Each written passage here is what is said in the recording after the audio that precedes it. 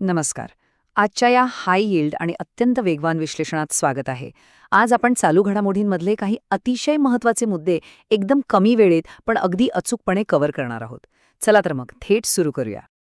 आजच्या या डॅशबोर्डवर आपले 5 प्रमुख विषय आहेत: प्रशासन, संविधान, समाज, पर्यावरण आणि भूराजकारण. आणि हो, हे सगळं समजून घेतल्यानंतर शेवटी एक रॅपिड फायर MCQ चाचणीही असणार आहे. पहिली कॅटेगरी आहे प्रशासन आणि धोरणात्मक बदल. जुने मनरेगा मॉडेल आणि नवीन VBG रॅमजी कायदा या 2 गोष्टींमधला हा संरचनात्मक फरक खूपच रंजक आहे.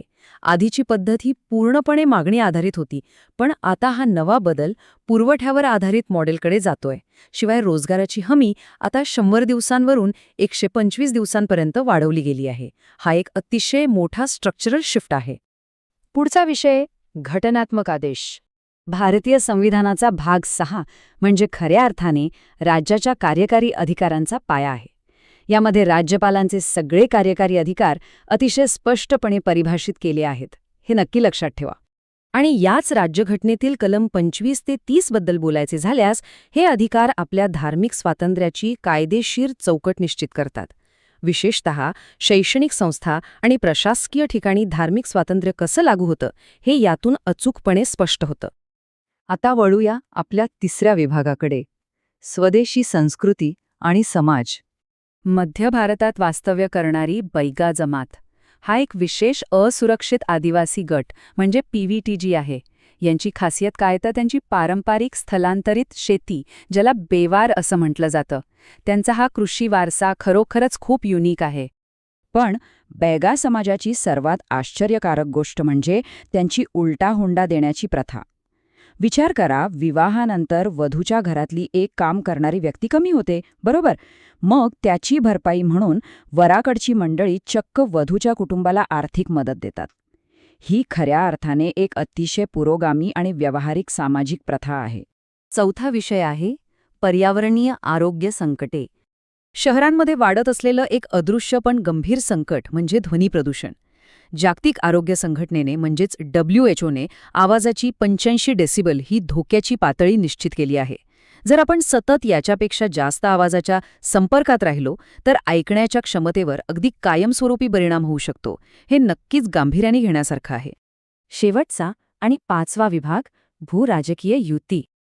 आंतरराष्ट्रीय राजकारणाबद्दल बोलायचं तर सध्या भारत आणि व्हिएतनाम यांच्यातील वेगाने वाढणारी संरक्षण आणि आर्थिक भागीदारी खूप चर्चेत आहे. ॲक्ट ईस्ट धोरणाचा हा एक महत्त्वाचा भाग आहे.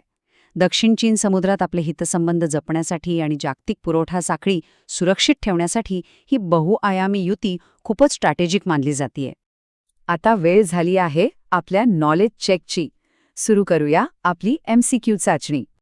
तर आजच्या माहितीवर आधारित हा एक प्रश्न: होर्मुझची सामुद्रधुनी ही जगातील सर्वात महत्त्वाची सागरी कोंडी म्हणजे चोक पॉइंट का मानली जाते?